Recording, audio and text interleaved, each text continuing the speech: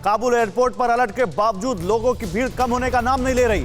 भारी भीड़ है वहां पर। ब्लास्ट के बाद भी अफगान नागरिक एयरपोर्ट पर जुटे हुए हैं। अमेरिकी काबुल एयरपोर्ट का गेट खोल नहीं रहे हैं। एकदम वहां पर स्थिति खराब है, वहां पर मैस एकदम दिख रहा है। और ये स्थिति इस कदर खराब है 15 अगस्त के बाद से कि वहां अभी भी एयरपोर्ट के बाहर हजारों अफगानी खड़े हैं। किसी भी तरह वो एयरपोर्ट में एंट्री चाहते हैं ताकि एग्जिट हो सके इस देश से।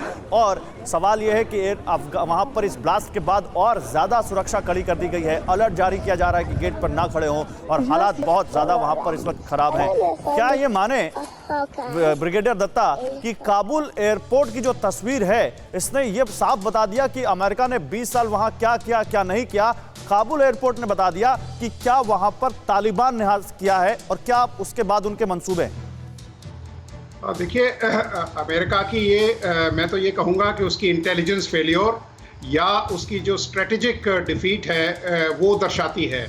अमेरिका को मालूम था कि अगर तालिबान इस तरह की जो हरकतें हैं वो उसमें बिल्कुल इंडल्ज करेगा।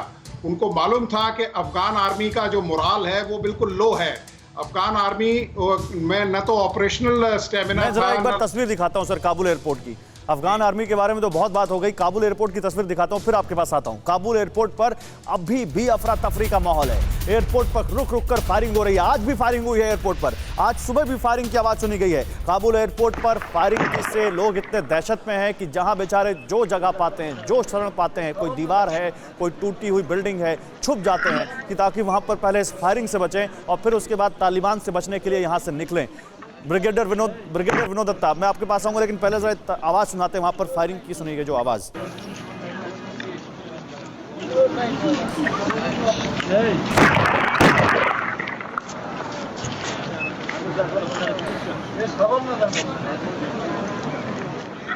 दत्ता साहब, अब बताइए इन लोगों का जहन में क्या चल रहा होगा। वो अपनी जिंदगी बचाने के लिए एयरपोर्ट आ रहे हैं और यहाँ गोलियां चल रही हैं। बिल्कुल गौरव, आपने ठीक कहा, क्योंकि देखिए अगर हजारों की तादाद में लोग अभी भी इकट्ठा हैं, उन्हें अगर किसी बॉम्ब ब्लास्ट का खौफ नहीं है, उन्हें तालिबान का कोई खौफ नहीं है क्योंकि तालिबान उन पे इतनी बर्बादी कर रहा है, तो ये साफ जाहिर करता है, वाज़ेह करता है कि वहाँ के हालात कितने खराब हैं। वहाँ देखिए एक बोतल पानी जो है वो 3000 रुपए की मिल रही है। एक प्लेट राइस 7500 रुपए का मिल रहा है। वहाँ जो नहीं, मुझे एक चीज बताइए, ये सारी चीजें तो हम लगातार दिखा रहे हैं, क्या आपको उम्मीद है कि 31 अगस्त के बाद ये सब चीजें खत्म हो जाएंगी? नहीं, बिल्कुल खत्म नहीं होगी। देखिए 31 तक अगर अमेरिका, मेरे अपने विचार में अमेरिका अपने जो करीब 1000 उसके हैं उनको निकालने में भी समर्थ नहीं रहेगा। और ये इस बात से भी हम गुरेज नहीं कर सकते कि कहीं अमेरिकन ट्रुप्स को 31 के बाद कहीं बंधक ना बना लिया जाए और तालिबान को इस तरह का क्या कोई प्लान भी है रोहित? अमेरिका की तरफ से कहा जा रहा है कि कैसे अपने ट्रूप्स को सही सलामत निकालेंगे वहां पर। क्या तालिबान उनको इतना सेफ पैसेज देगा? देखिए, ये तालिबान के हित में होगा गौरव कि वो एक सेफ पैसेज दे, और हम लोग जो देख वो चल रहा है इतने दिनों से, एक सेफ पैसेज देने की पूरी कोशिश की गई है। लेकिन मुझे जहां तक मेरी जानकारी है गौरव, दे आर ऑन ट्रैक। हो सकता है 31 के पहले ही जितने भी अमेरिकन वहां पे इंक्लूडिंग फोर्सेस वो है वो यहाँ से वहां से निकल जाए। लेकिन जो एक गुट जो रह जाएगा पीछे अमेरिकन का, वो गुट है जिसकी स्टेट डिपार्टमेंट बार बार बात कर रहा है, जिनसे संपर्क बनाने की कोशिश की जा रही है, लेकिन अभी तक वो अमेरिकी सरकार के साथ संपर्क में नहीं आए। ठीक है, तो अभी तक अमेरिकी सरकार के साथ संपर्क में नहीं आए हैं। इस बीच ब्रिगेडियर दत्ता, मुझे ये बताइए, अब यहाँ पर क्या, जिस तरह से कई देशों ने वहां पर इवैक्यूएशन खत्म कर दिया है, अब तालिबान को यह प्रूव करना है कि जो ISIS खुरासान की वो निंदा कर रहे हैं, तालिबान को यह प्रूव करना है जिस बदलाव की बात कर रहे हैं उनमें उसका 1% 2% भी वो यहां पर दिखा सके। बिल्कुल, तालिबान को देखिए विश्व को ये दिखाना होगा कि वो वहाँ के लोगों की भलाई के लिए हैं, लोगों को एक ऐसी स्टेबल सरकार देना चाहते हैं।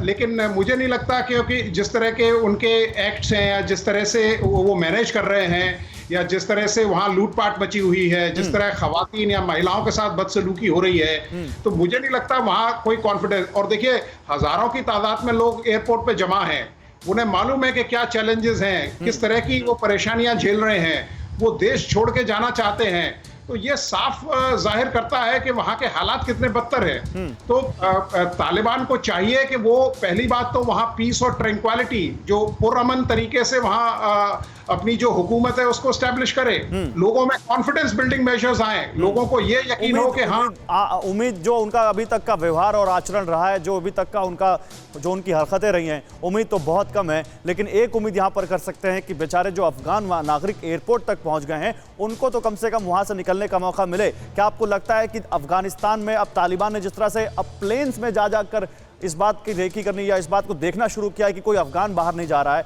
अब लगता है आपको अफगानियों को निकलने का मौका मिलेगा जो हजारों लोग वहां खड़े एयरपोर्ट पर? ये मुझसे पूछा है गौरव? ओके, देखिए अफगान तालिबान ये नहीं चाहता कि जो अफगानी नेशनल्स हैं वो देश छोड़ के जाएं। एक तो ये संदेश है विश्व के लिए कि भाई देखो ये हमारे नागरिक हैं, हम इनकी सुरक्षा करेंगे, इनकी जो सुरक्षा है वो हमारा काम है। दूसरी चीज वो जो बाहर के लोग हैं या जितने शरणार्थी सिवाय ईरान के सर, ठीक है, मैं आता हूं आपके साथ से इस बारे में और आगे बात करेंगे। अभी फिलहाल समय खत्म हो चुका है। ब्रिगेडियर दत्ता, बहुत शुक्रिया आपका भी, सुमित आपका और रोहित आपका भी बहुत शुक्रिया। तो देखिए बात साफ है एकदम, काबुल एयरपोर्ट नर्क के माफिक वहां पर स्थिति है और लगातार लोग वहां जूझ रहे हैं किसी तरह वहां से निकलने के लिए। और इसी बीच ये ब्लास्ट, इसी तरह लोगों की मौत, हत्या, ये बताता है कि किस तरह से वहां पर तालिबान ने इस मुल्क को किस कदर एकदम नर्क और जहन्नुम में तब्दील कर दिया है। अड़ी सोमवार से शुक्रवार शाम 6 बजे सिर्फ TV9 भारतवर्ष पर।